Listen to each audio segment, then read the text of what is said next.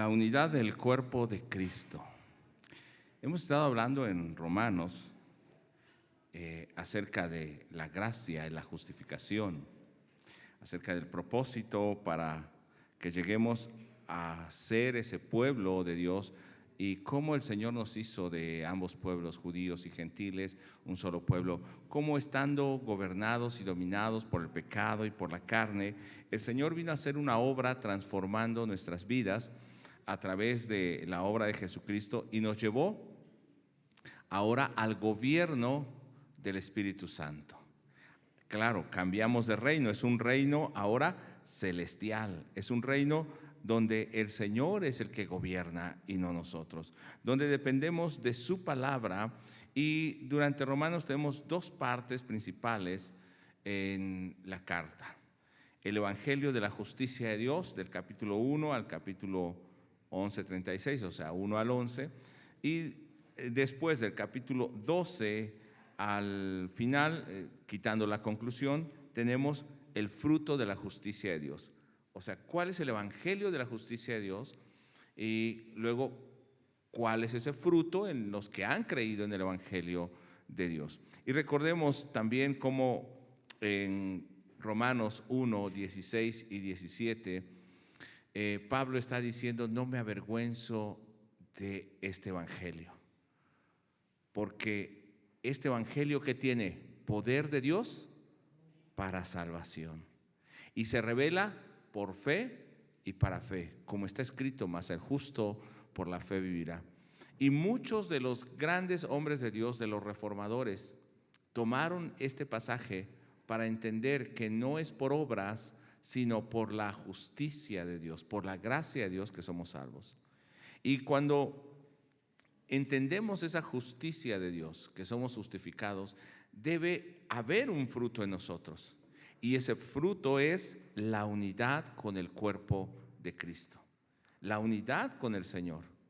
Pasamos a ser parte, recuerda el capítulo 11, injertados en el árbol. Ahora estamos unidos a Él. Y si usted recuerda también Juan capítulo 15 nos habla acerca de eso. Cómo estamos esas ramas pegadas al árbol y damos fruto, pero no es el fruto nuestro, sino es el fruto que ese árbol bueno da. Vamos a Romanos 15, verso 4 al 8 que leímos al inicio. Y Pablo le escribe a la iglesia de esta manera que está en Roma. Había judíos y gentiles, estaban en la capital del imperio romano, tenían muchas costumbres paganas en esos lugares, y los creyentes venían de esas costumbres, pero ahora han conocido al Señor y tienen una nueva forma de vida. Y les dice: porque las cosas que se escribieron antes para nuestra enseñanza se escribieron a fin de que por la paciencia y la consolación de las Escrituras tengamos esperanza. O sea, lo que sostiene y lo que da fe es que las Escrituras. Verso 5: pero el Dios de la paciencia y de la consolación os dé en vosotros un mismo sentir según Cristo. A través de eso, ¿qué es lo que va a estar haciendo el Señor? Dándonos un mismo sentir. ¿Como el de quién? Como el de Cristo. Haya pues en vosotros este sentir que hubo en Cristo Jesús, el cual, siendo en forma de Dios, no escatimó el ser igual a Dios como cosa que aferrarse, sino que se despojó de su gloria. Ese sentir. Verso 6: para que unánimes a una voz glorifiquéis al Dios y Padre de nuestro Señor Jesucristo, para que la meta sea que todos juntos lleguemos a glorificar al Señor, que nuestra vida individual y nuestra vida como iglesia sea para glorificar al Señor. Solamente estos serían varios temas, pero como estamos viendo toda la carta, quiero avanzar un poco más. El siguiente verso dice: por tanto, o sea, habiendo entendido esa obra del Señor, ¿qué dice que debemos hacer los hermanos? Recibíos los unos a los otros, como también Cristo nos recibió, para gloria de Dios. O sea, dice que Cristo nos recibió para que seamos gloria de Dios. Entonces, ¿nosotros qué tenemos que hacer con los hermanos? Recibirnos unos a los otros, amarnos. Y de hecho va a llegar a decir en cierto momento Pablo: tolérense. Los que son fuertes, lleven las cargas de los débiles, sostengan a los débiles. Hasta ese punto debe llevarnos para la unidad. Hoy estamos hablando de la unidad del cuerpo de Cristo y vamos a orar. Padre, te bendecimos en el nombre de Jesús porque sabemos que esta unidad no proviene de un deseo humano. Esta unidad no proviene del conocimiento de una letra. Esta unidad viene de la relación y la comunión contigo, para que así como tú, oh Cristo, y el Padre son uno, nosotros también a través del Espíritu seamos uno contigo, uno con el Padre y uno entre nosotros.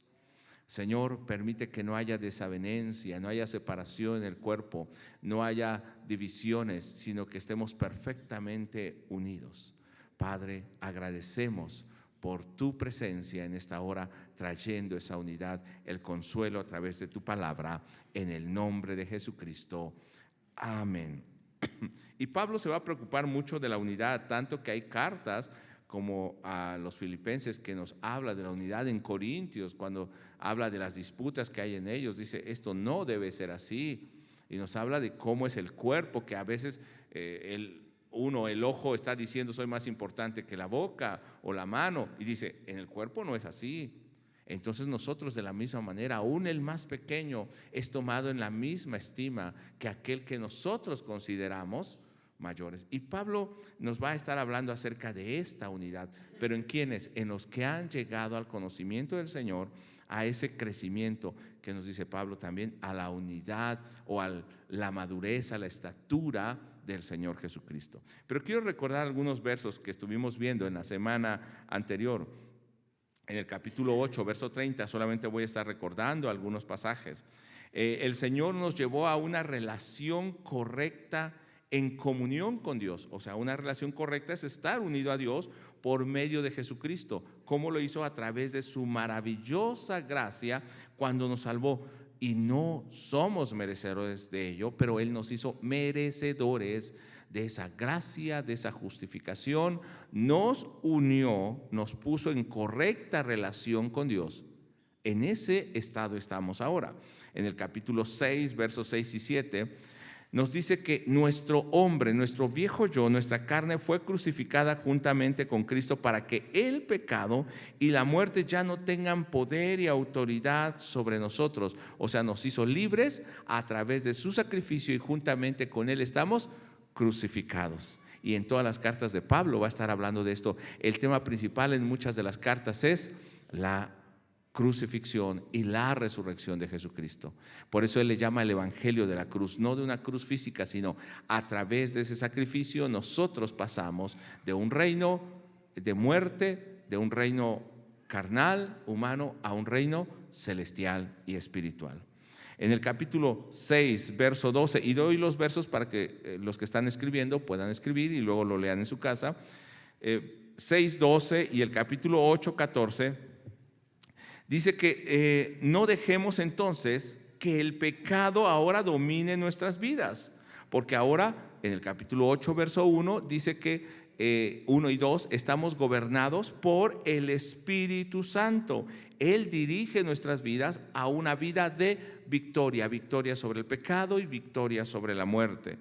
Y en el capítulo 8, verso 32, esto sí lo vamos a leer, capítulo 8, verso 32, dice de la siguiente manera: el que no escatimó ni a su propio Hijo, sino que lo entregó por nosotros, ¿cómo no nos dará también con Él todas las cosas? El que entregó a su propio Hijo para pagar todo, ¿no podrá hacernos libres del pecado?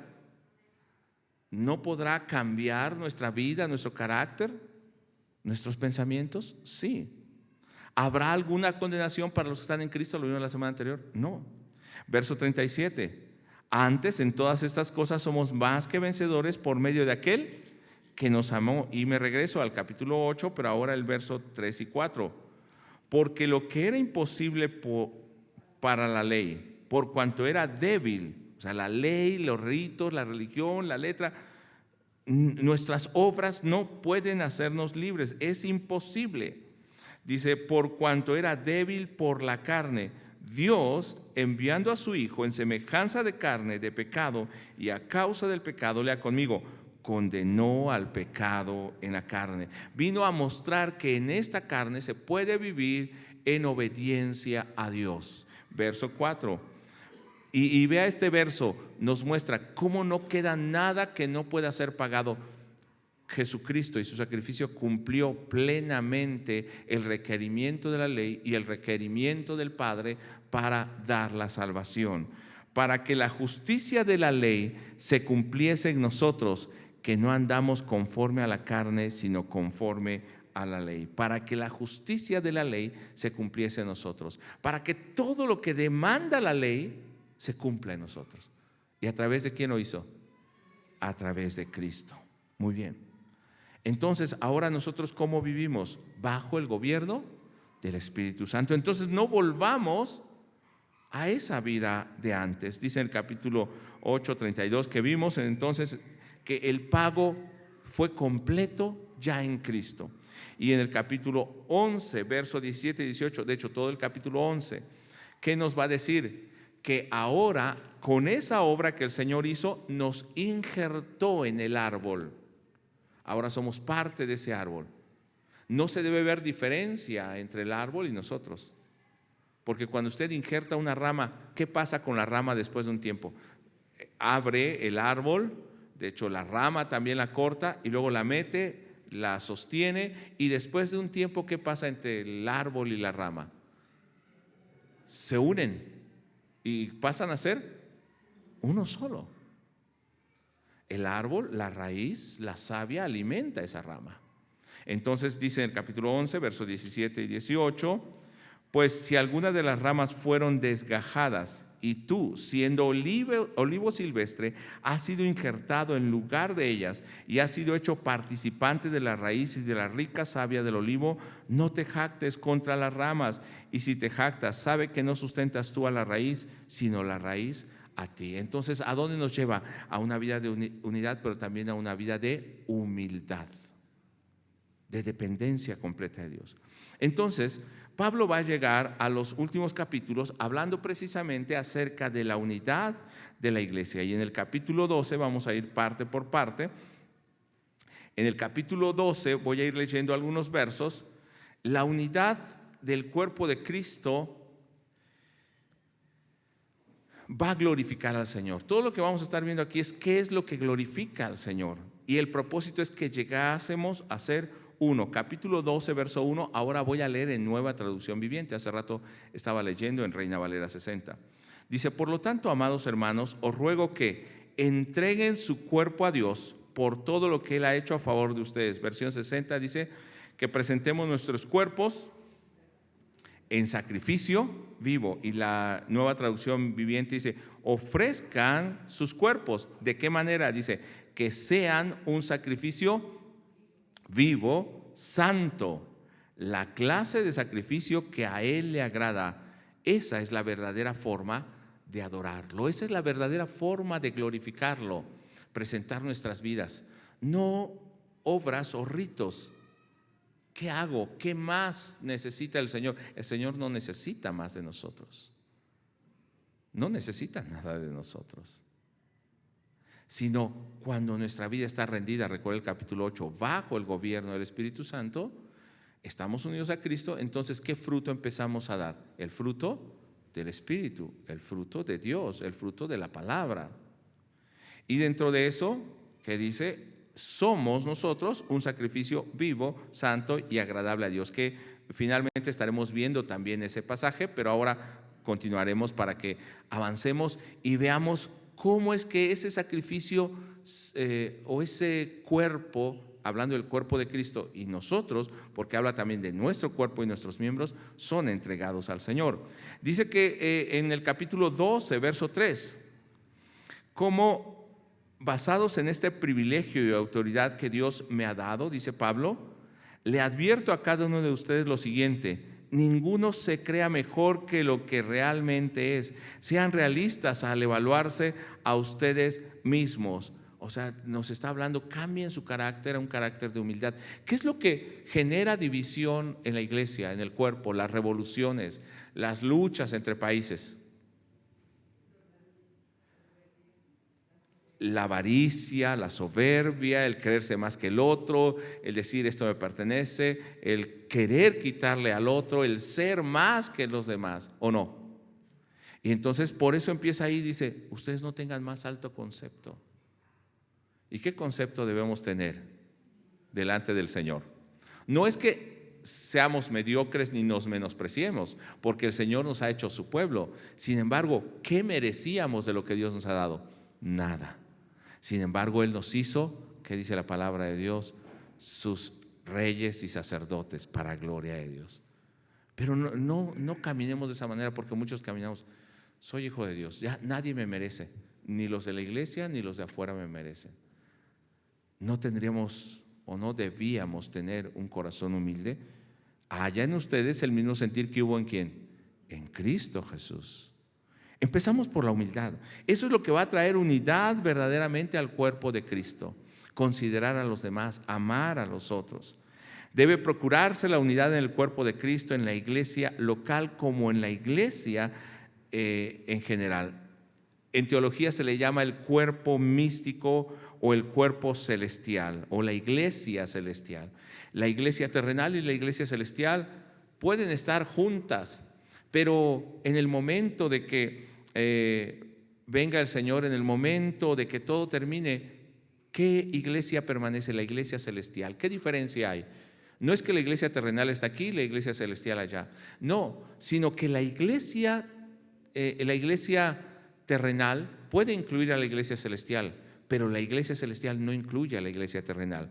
Me explico. Podemos haber 100 y algo de personas aquí y todos somos iglesia terrenal porque estamos aquí, o porque somos parte de una congregación, o porque fuimos bautizados, etc. Pero ¿cuántos somos salvos en el Señor? Eso solamente lo sabe el Señor y Él nos lo revela. Pero entonces aquí está la iglesia terrenal y en el mundo, y hay iglesias que no siguen al Señor y se dicen iglesia terrenal, pero la iglesia espiritual, la iglesia celestial es aquella iglesia salva. Y no solamente nosotros, los que estuvieron, nos precedieron, los que vendrán después de nosotros. Esa es la iglesia celestial, la iglesia salva. Entonces, ¿a qué iglesia pertenece usted? A la iglesia celestial, pero también a la iglesia terrenal. Y debemos buscar en esta iglesia terrenal también esa unidad en el Señor. La unidad con los hermanos, dice en el capítulo 12, verso 5, de la siguiente manera: así nosotros, siendo muchos, somos un cuerpo en Cristo y todos miembros los unos de los otros. También 1 Corintios 12 nos va a hablar acerca de eso. Pero entonces, ¿qué somos? Un solo cuerpo y pertenecemos unos a otros. ¿Qué iglesia es mejor? Estoy hablando ya de la iglesia celestial. Puede estar en diferentes congregaciones terrenales o no, pero ¿en qué iglesia es mejor? No podemos evaluar por nuestros ojos. Sin embargo, sí debemos tener cuidado en la sana doctrina. ¿Cómo lo vamos a ver? A través del fruto y a través de la sana doctrina. Pero cuando nosotros empezamos a sentirnos superior a los demás, ¿qué estamos mostrando? Lo que dice Pablo en el capítulo 3. No puedo hablarles como a una iglesia espiritual, sino carnal. Porque entre ustedes, ¿qué hay? Divisiones y contiendas, porque uno dice, yo soy de Pablo, yo soy de Cefas, yo de Apolos, y otro, yo soy de Cristo. ¿Por qué? Uno había caminado con Jesús. Pablo era el gran apóstol de los gentiles, Apolos era un gran orador, y otros más espirituales decían, no, yo solo soy de Cristo, yo conocí a Cristo, soy más que ustedes. O sea, todos se peleaban por eso. ¿Y qué dice Pablo que son? Carnales. Pero la iglesia espiritual no hace eso. La iglesia espiritual busca la unidad porque somos un cuerpo en Cristo. Verso 6. Voy a leer en Nueva Traducción Viviente. Dios en su gracia nos ha dado dones diferentes para hacer bien terminadas cosas. Por tanto, si Dios te dio la capacidad de profetizar, habla con toda fe que Dios te haya concedido. Va a estar hablando de hecho de los ministerios, el que preside, los que ayudan con liberalidad, los que enseñan. Va a estar hablando, dice, entonces, ¿qué es lo que vamos a hacer? Y Efesios también nos va a hablar acerca de eso, Pablo.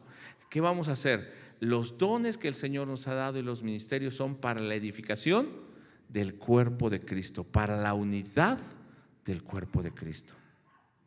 ¿Cuántos buscamos esa unidad, hermanos? ¿Seguro?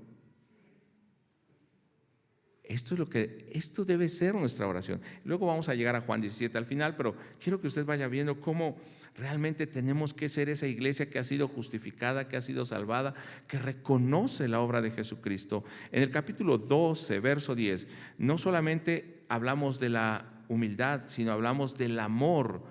Dice en el capítulo 12, verso 10, amaos los unos a los otros con amor fraternal, en cuanto a honra, prefiriéndoos los unos a los otros. ¿Qué debe haber en nosotros?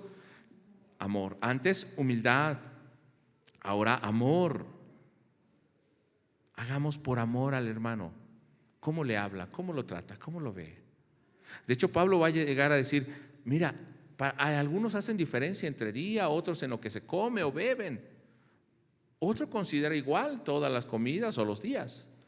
Unos lo hacen para el Señor y otros lo hacen también para el Señor. Entonces no juzguemos a los siervos del Señor, no son nuestros.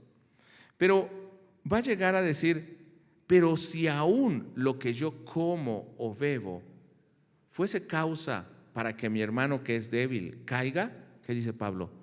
No comeré carne jamás. ¿Por qué lo está haciendo? ¿Por qué es malo el comer carne? Dice porque ese hermano es débil. Y está hablando de aquellos que venían del judaísmo. Para los gentiles no había ese problema, pero para el judaísmo sí. O para los nuevos creyentes. Entonces vea cómo hace con amor. ¿Y qué dice Pablo en 1 Corintios 13? Nos habla acerca del amor. No voy a entrar ahí en detalle, pero usted lo conoce. Nos habla del amor, un amor que no se da en el hombre, sino es un amor que viene de Cristo. El amor es sufrido, benigno, todo lo cree, todo lo espera, todo lo sufre, todo lo soporta, nunca deja de ser. Todo puede pasar, pero el amor va a permanecer. Es el amor que encontramos en Dios, que recibimos de Dios. Para que haya esa unidad, en el capítulo 12, verso 11 dice, en lo que se requiere diligencia, no perezosos, fervientes en espíritu, sirviendo al Señor. En esta versión que tengo, Nueva Traducción Viviente, y la Biblia de las Américas también tiene una variante, pero dice, no sean nunca perezosos, más bien trabajen con esmero y sirvan al Señor con entusiasmo. Una vida de servicio. Hemos hablado de humildad, de amor, una vida de servicio, pero de buen ánimo. Háganlo todo como para el Señor y no para los hombres. Y esto es lo que genera unidad en la iglesia, hermano. Aquellos que han sido justificados y que tienen el Espíritu y el gobierno de Dios sobre sus vidas. Amén. Capítulo 12, verso 12. Gozosos en la esperanza, sufridos en la tribulación, constantes en la oración. En la Nueva Traducción Viviente dice, tengan paciencia en las dificultades y sigan orando. Debe haber una vida de paciencia, de perseverancia, de fortaleza para la unidad. ¿Es fácil lograr la unidad? No, cada hermano trae su propia forma de ser. Y algunos dicen, me sale lo Martínez, me sale lo Albores, me sale lo Sánchez, me sale lo Sol, lo Guzmán, y todo le sale. No, hermano, lo que nos sale a veces es la carne, pero lo que debe gobernar es el Espíritu de Dios. Y entonces, ¿qué debe haber en nosotros, hermano?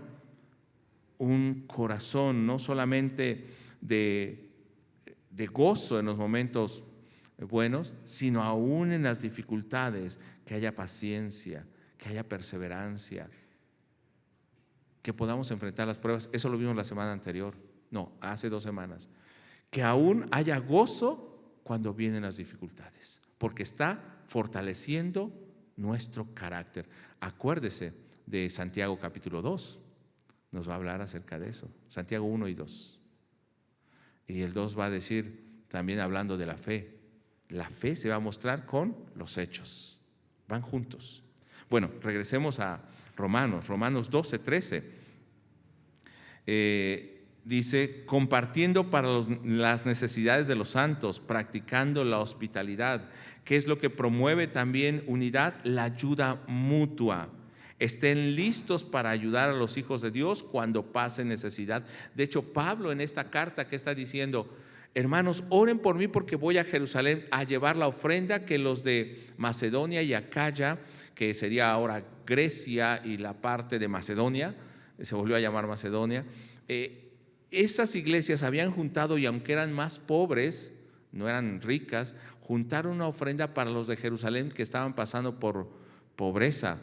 Hubo un tiempo de mucha escasez, y recuerden que los judíos siempre fueron rebeldes contra el imperio. Entonces el imperio, ¿qué hacía? Los cercaba, y entonces tenían necesidad. ¿Y qué hicieron los hermanos? Aunque los judíos decían: somos más que ustedes porque guardamos la ley, por esto, porque Jesús fue judío. Pero los hermanos gentiles, ¿qué hicieron? Les ayudan. Y aquellos que estaban en necesidad, ¿qué hicieron al recibir la ayuda de los hermanos? Los hace entender el corazón de un verdadero creyente, y también ellos se humillan. Era trato de Dios. Debe haber ayuda mutua. Si usted ve la necesidad de alguien, ayúdele. Pero llega el punto donde dice Pablo: cuidado en la iglesia, porque hay muchos que eran los de ¿qué es Tesalónica? Creo que es Tesalónica, cuando dice: el que no trabaje, que no coma. Porque ahora hay muchos entre ustedes que dicen: el Señor ya viene, y entonces ya no trabajan. No, dice: trabajen y esfuércense, aún para que tengan para dar al necesitado. Pero bueno, el tema no es eso. Debemos ayudar a aquellos que están pasando por necesidad. Necesidad material, necesidad espiritual, necesidad de afecto. Esta pandemia, ¿cuánto nos ha quitado? Porque, hermanos, hemos perdido mucho contacto. Como que ahora somos más insensibles con muchas cosas y personas porque hemos estado distanciados. ¿Se acuerda que durante los servicios, y ahora por la pandemia no lo podemos hacer, teníamos un tiempo para el saludo? ¿Y qué hacíamos? Salíamos, nos saludábamos, y no solamente nos saludábamos, nos abrazábamos, nos dábamos un beso, desde el más pequeño hasta el más grande, los de arriba, los de abajo. Y ahora con la pandemia, ya está, ya nada más escuchamos a alguien: aléjate, aléjate, cruz, cruz. No, hermano, debemos amarnos, debemos ayudar, debemos tener comunión, debemos buscar esa unidad. Y sobre todo, el capítulo 12, verso 14, vuelve a enfatizar el amor, pero ahora de una manera más grande. Bendecid a los que os persiguen, bendecid y no maldigáis. Si bien tenemos que amar a los hermanos, ¿hasta dónde debe llegar nuestro amor? Hasta aquellos que nos persiguen, que nos han buscado un mal. Jesús, enseñando en el Sermón del Monte, Mateo 5 al 7, en el verso 43 al 48 del capítulo 5, dice de la siguiente manera: oísteis que fue dicho: amarás a tu prójimo y aborrecerás a tu enemigo. Así era la enseñanza de los judíos. Pero en el verso 44 dice Jesús: pero yo les digo, amen a sus enemigos o a vuestros enemigos, bendecid a los que os maldicen, haced bien a los que os aborrecen, y orad por los que os ultrajan y os persiguen. Por eso es que el mundo dice: esos cristianos están tontos, ¿cómo pueden hacer eso? Pero dice el verso 45: para que seáis hijos de vuestro Padre que está en los cielos. ¿Cómo viven los hijos del Padre Celestial? Amando aún al que los persigue. ¿Quién amó de esta manera? Cristo. Perdónalos porque no saben lo que hacen. Verso 46: porque si amáis a los que os aman, ¿qué recompensa tendréis? ¿No hacen también lo mismo los publicanos? O sea, los pecadores hacen lo mismo. Son buenos con los que son buenos con ellos. Verso 47: y si saludáis a vuestros hermanos solamente, ¿qué hacéis de más? ¿No hacen así los gentiles? Verso 48. Cuando llego al verso 48 digo: ay, Señor, pues nos pones la medida muy alta. No nos dice, fíjense Pablo, de hecho Pablo dice: imítenme a mí porque yo imito a Cristo. Pero vean lo que dice Jesús: sed pues vosotros, ¿qué, hermanos? Perfectos, como vuestro Padre que está en los cielos es perfecto. ¿En qué? En ese amor. Porque Dios ha amado a la humanidad que Él hace salir su sol sobre justos e injustos. Porque Él no escatimó a su propio Hijo, sino que lo entregó por nosotros, por buenos y por malos, los que nosotros consideramos buenos, ¿no? Pero para Él, ¿qué dice? ¿No hay justo? Ni siquiera uno. Pero aún así Él entregó a su Hijo, dio todo el pago por nosotros. Entonces nos dice: sean perfectos como su Padre que está en los cielos. Seamos imitadores de Cristo. Seamos transformados. Capítulo 8, después el verso 29, habla del propósito del Padre. Dice: para que sean hechos a la imagen de su Hijo Jesucristo. Cada vez la Biblia y Pablo nos está hablando de esa forma que debemos tomar. Capítulo 12, verso 1, dice: no se amolden al modelo de este mundo, ¿no? Y vivan una vida que agrade a Dios. Verso 2, no se conformen a ese modelo del mundo, al modelo filosófico, religioso, moral, ético. Es que la iglesia va cambiando y la iglesia moderna es así. Hermano, la palabra de Dios y los principios bíblicos no cambian. Podrán cambiar muchas cosas, pero esos permanecen. No se amolden al modelo de este mundo, sino renueven su mente, su entendimiento, para que entiendan cuál es la voluntad de Dios agradable y perfecta. En el capítulo 12, verso 15, nos va a hablar de una vida de, perdón, se me va la palabra, que se identifica con el necesitado. ¿Cómo se llama? Empático. Que podamos sentir lo mismo que el otro está sintiendo. ¿Cuántos han pasado por pruebas? Ay, gracias a Dios por los que nunca han pasado por pruebas, pero ¿cuántos han pasado alguna vez necesidad económica? Todos. Oh, no, hay hermanos aquí que nunca han pasado. ¿Cuántos han pasado por hambre en alguna ocasión? No quiero decir que tal vez no tenga, pero pues sí ha pasado por hambre o necesidades. ¿Qué pasa con el corazón y con el carácter de esa persona que ha pasado por esas pruebas? Cuando ve una persona necesitada, cuando ve una persona con hambre, ahora entiende lo que esa persona está pasando. Puede compadecerse, puede amar, puede ayudar. Por eso Dios permite que a veces pasemos esas cosas. Dice en el verso 15, ahora sí: gozosos con los que se gozan, llorad con los que lloran. En la Nueva Traducción Viviente dice: alégrense con los que están alegres y lloren con los que lloran. En Nueva Traducción Viviente, el verso 16 al 18, dice: vivan en armonía los unos con los otros, no sean orgullosos. Vuelve a marcar, así como al principio, la humildad. No sean orgullosos, como para no disfrutar de la compañía de gente común. Yo le digo, tenía un compañero en uno de los trabajos, en una consultoría, y él decía amistad. En lugar de decir amigo, decía amistad. No sea ranchero, déjese querer. Era su expresión. Pero lo que quiero decir es, a veces nos consideramos tan dignos que no podemos tener comunión con los demás. Y el que se considera así, aún en la pareja, el hombre o la mujer, ¿sabe qué está haciendo? Está perdiendo la oportunidad de recibir el cariño de su esposo o de su esposa. ¿Sabe qué es lo que usted hace cuando se siente orgulloso? Se cree mucho. Está perdiendo la oportunidad de recibir el amor de los otros. No es buena expresión esta, pero le voy a decir lo que decía mi compañero: no sea ranchero, déjese querer. El Señor quiere amarle. Y el Señor quiere amarle a través de los hermanos, a través de la persona más sencilla, a través tal vez del indigente que está ahí, que le saluda. ¿No es un hombre o una mujer creado a la imagen de Dios? Sí, hermano. ¿No espera también esa persona el amor de usted? El que está en la cárcel, el que está en un hospital. Y sabe que también ellos no solamente reciben el amor, sino son capaces de amar con el amor de Cristo.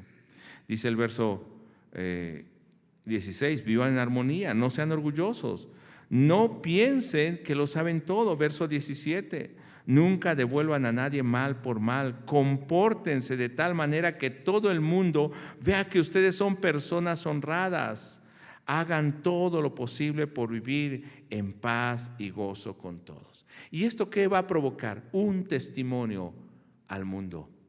Eso va a provocar unidad en la iglesia, pero un testimonio al mundo. Recuerde Hechos 2, versos 42 al final, 47, nos está hablando de la forma de vida de la iglesia, y dice que ninguno decía que algo era suyo, sino que compartían entre ellos, compartían el alimento, en las oraciones en las casas.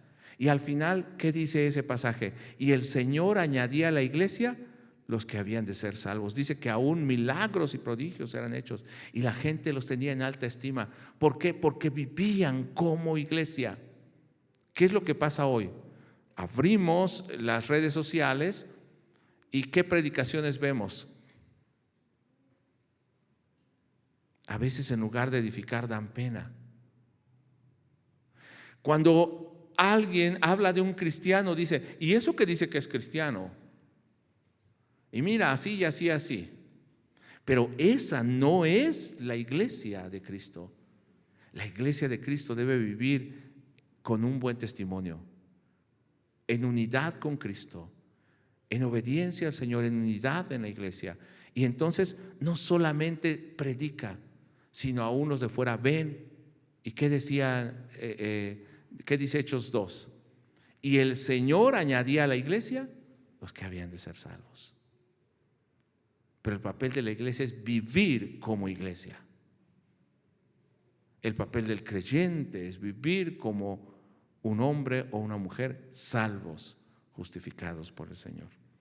Diga amén o diga ay del hermano que no vino hoy. Era para él todo. Vamos a Juan capítulo 17, verso 4. En la Biblia de las Américas voy a leer ahora. Entonces debe haber un testimonio y eso va a traer unidad a la iglesia. En la Biblia de las Américas, del verso 4, voy a leer algunos versos y le voy a ir marcando lo que dice y quiero que usted ponga atención. Esta es la iglesia y usted va a decir, es que yo no veo esto en la iglesia. Porque mira el hermano, mira la hermana. ¿Qué dijo Jesús? ¿Es que es el hermano o la hermana o eres tú? Yo soy el que debo empezar viviendo eso. Yo que soy fuerte, debo soportar a los débiles. Verso 4. Jesús está diciendo, yo te glorifiqué en la tierra habiendo terminado la obra. Te glorifiqué y terminé la obra que me diste que hiciera. Verso 5, y ahora glorifícame tú junto a ti con la gloria que tenía contigo antes que el mundo existiera. Yo te glorifiqué y aún me humillé, está diciendo, y vine a hacer la obra tuya. Y ahora voy a regresar a tu gloria. Verso 6. He manifestado tu nombre a los que del mundo me diste. Eran tuyos y me los diste. Y han guardado tu palabra. ¿Qué han hecho los discípulos? Guardaron su palabra. ¿Qué hace usted?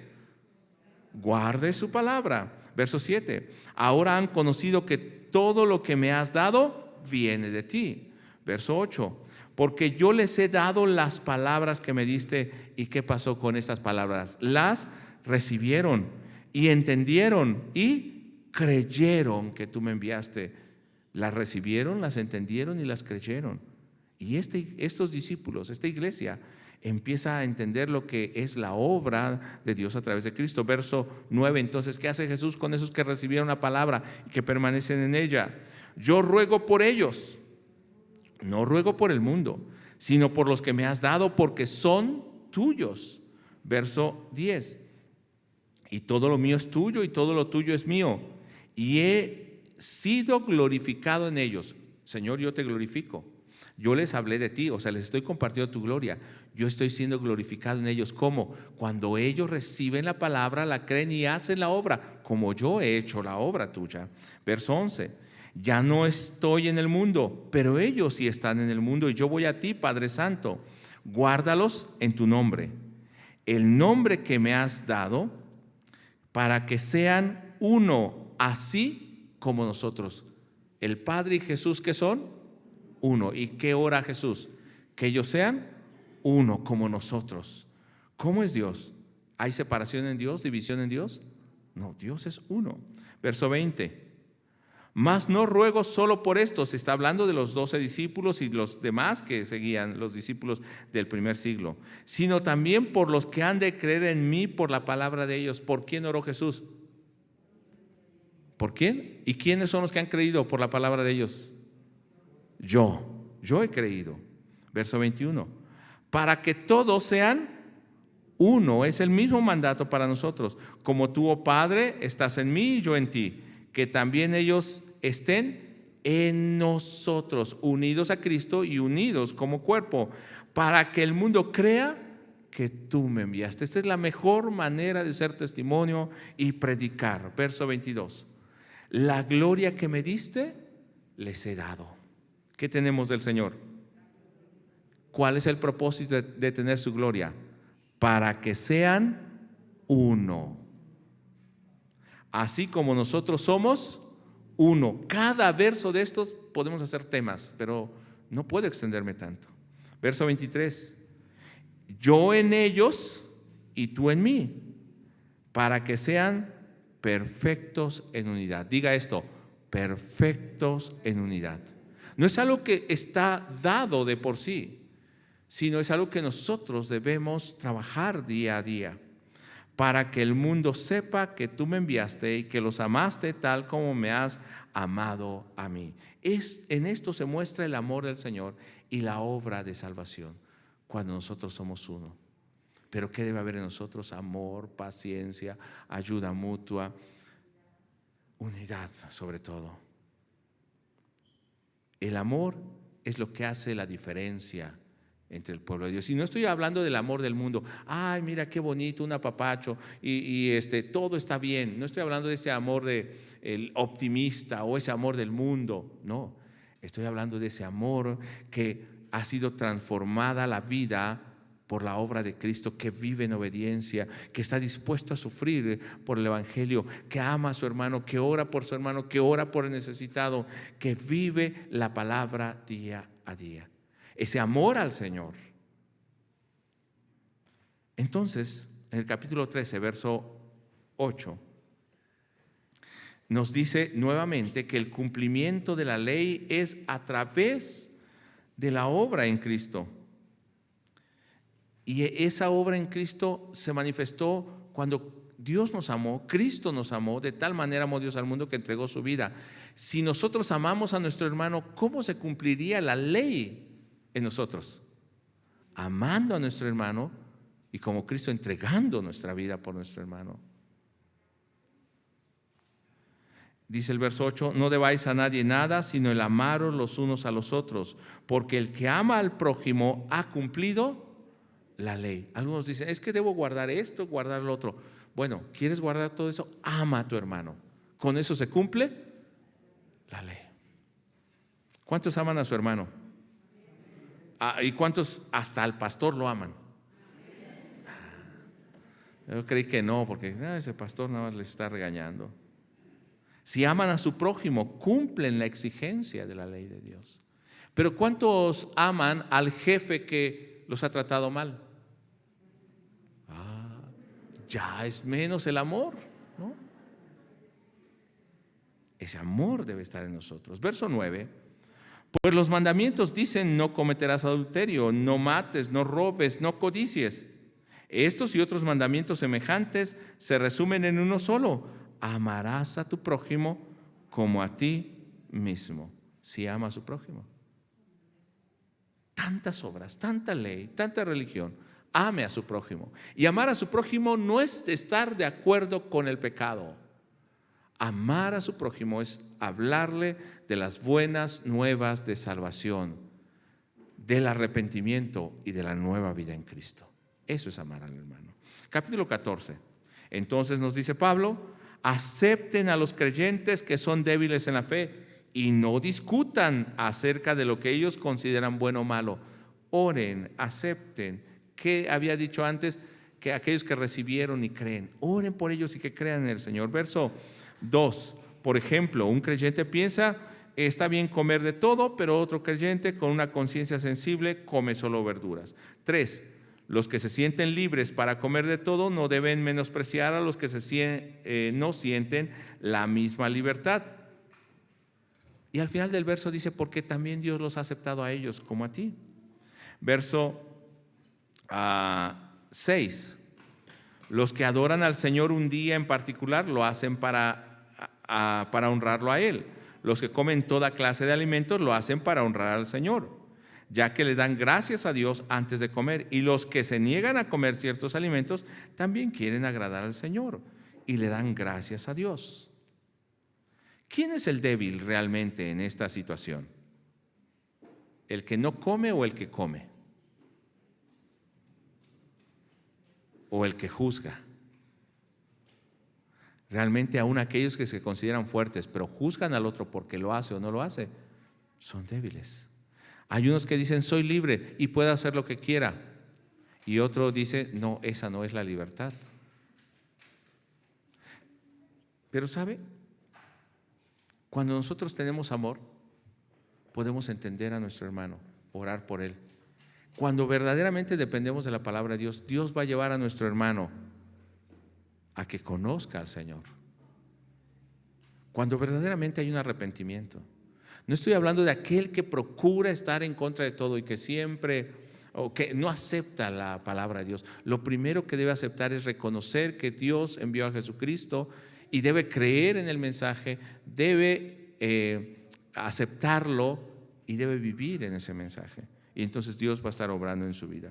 Verso 17 del capítulo 14 dice, el reino de Dios no importa lo que se come ni lo que se bebe, más bien lo que importa es hacer el bien y vivir en paz con alegría. Verso 20, no permitan que por la insistencia en lo que se bebe o no se debe comer, se arruine todo lo bueno que Dios ha hecho en la vida del hermano débil. La verdad es que toda comida es buena. Lo malo es que por comer algo se haga que otro hermano deje de creer en Dios. Hay cosas que no son malas, sino cuando eso daña a nuestro hermano que es débil, eso es lo malo. Aún la forma de vestir. Si ves que a tu hermano le daña eso, no lo hagas. Si ves que el no creyente, bueno, de hecho debe haber diferencia. Si ves que el no creyente vive y se comporta y se viste de esa manera, como creyentes, ¿qué debemos hacer? Vivir de otra manera. Y quiero ir concluyendo en este día. En el capítulo 15, verso 1 y 2. Hay tantas cosas que hablar, pero yo espero y oro al Señor que usted esté meditando y que vaya entendiendo todas las cosas que no hemos podido tratar aquí por motivo de tiempo, porque vamos a continuar con otro libro. Entonces, la unidad en Cristo, cuando llegamos a ese punto, verdaderamente podemos ser una ofrenda al Señor. ¿Se acuerda que así empezamos? Para que sea una ofrenda como acepta, santa, agradable al Señor. Verso 1. Nosotros, los que sí sabemos lo que Dios quiere, no debemos solo pensar en lo que es bueno para nosotros mismos. Más bien debemos ayudar a los que todavía no tienen esa seguridad. Todos deben apoyar a los demás, buscar su bien. Así los ayudaremos a confiar más en Dios. Verso 3, porque ni aun Cristo pensaba solo en lo que le agradaba a Él. Entonces, ¿en qué pensaba? Como Dios dice en la Biblia, me siento ofendido cuando te ofenden a ti. Él quería hacer lo que le agrada a Dios y no hacía lo que le desagrada a Dios. Verso 7, por tanto, aceptaos los unos a los otros como también Cristo nos aceptó a nosotros para gloria de Dios. Y verso 15 y 16. ¿Ya lo tiene? Mas os he escrito, hermanos, en parte con atrevimiento, o sea, tal vez es muy exagerado o les demando mucho, como para haceros recordar por la gracia de Dios que me es dada, para ser ministro de Jesucristo a los gentiles, ministrando el evangelio de Dios para que, lea conmigo, los gentiles les sean ofrenda agradable, santificada por el Espíritu Santo. Todo esto lo hago para que ustedes sean ofrenda agradable a Dios. ¿Qué es lo que el Señor pide? Un sacrificio vivo, santo y agradable a Dios. Y lo que le estoy pidiendo esa unidad es para que ustedes sean una ofrenda agradable a Dios. Son tres puntos aquí: ser ofrenda, ser acepto o agradable y ser santificado a Él. Voy a tocar un pasaje solamente de Levíticos, hay muchos, pero en Levíticos dice: ninguna cosa en que haya defecto ofreceréis, en el capítulo 22, verso 20, porque no será acepto. O sea, cualquier cosa que hagamos que no es perfecto para el Señor, ¿qué va a hacer Dios? No lo acepta. Entonces Él quiere que lo hagamos como para Él, que sea perfecto, que sea santo. Capítulo 22, verso 21. Asimismo, cuando alguno ofreciere sacrificio en ofrenda de paz a Jehová para cumplir un voto como ofrenda voluntaria, sea de vaca o de oveja, para que sea acepto, o sea, para que Dios lo reciba, será sin defecto. Y en el 23:11 dice: y el sacerdote mecerá la gavilla delante de Jehová. O sea, va a entregar esa ofrenda para que seáis aceptos. Solamente aquello que es presentado delante del Señor y que es sin defecto, que es como Dios lo ha pedido, eso es agradable al Señor. Lo que presentamos y hacemos, pero no es lo que Dios ha pedido, ni como Dios lo ha pedido, no es aceptable a Dios. Por eso Pablo pone tanta insistencia: no solo lo que hacen, que ustedes mismos sean una ofrenda viva, que sea aceptada a Dios, que sea agradable, que sea santa y que sea perfecta, porque entonces Dios los va a recibir como ofrenda. Cuando nosotros vivimos en unidad, cuando buscamos el amor, cuando estamos en humildad, cuando procuramos la ayuda a los hermanos, cuando vivimos diferente a como vive en este mundo. Vamos a orar y vamos a ponernos en pie. Oremos por la unidad de la iglesia, no solo de esta congregación, de la iglesia en general, porque somos la iglesia de Cristo. Hermanos metodistas, bautistas, presbiterianos, nazarenos, pentecostales, independientes, todos aquellos que estén buscando y enseñando la sana doctrina, porque habrá iglesias que están enseñando otra cosa. Pero aquellos que están enseñando las sanas doctrinas, oremos para que seamos uno. Y aquellos que no están enseñando lo correcto, oremos para que Dios les traiga entendimiento y su espíritu. Padre, oramos en este momento para que tu iglesia sea una. Entonces el mundo creerá en ti, que tú fuiste enviado. Entonces el mundo aceptará el evangelio y vivirá acorde a esa nueva vida. Entonces el mundo vendrá una humillación y un arrepentimiento delante de ti. Queremos orar por tu iglesia, que haya unidad con mi hermano, con los jóvenes, con los niños, pero que haya ese amor sincero, como dice Pablo: saludaos con ósculo santo, con beso santo. Que no haya en nosotros ni altivez, pero dice que tampoco haya lujuria, ni vanidad, ni ojos altivos, ni haya un sentimiento que sea carnal o pecaminoso, sino que realmente entre nosotros haya un ágape, una comunión santa, un amor santo. Oramos por tu iglesia, y que lo que sea imperfecto lo quemes con tu espíritu, que nos reveles y nos enseñes con tu palabra para vivir como tu iglesia. Nosotros nos ponemos en tus manos. Todo lo que querramos hacer, dirígenos, Señor, con tu espíritu, y lo que no sea tuyo, deténnos para que no ofendamos tu nombre. Gracias por tu iglesia, porque esta iglesia es santa, y estoy hablando de la iglesia cristiana, la que hubo desde el primer siglo, desde el Israel del Antiguo Testamento, el primer siglo, la iglesia de la Edad Media, esta iglesia presente y la iglesia futura, aquella iglesia celestial que cree en ti, es una iglesia santa. Sosténla y guárdala en el nombre de Jesús. Amén. Tome su lugar, hermano. Bendiciones.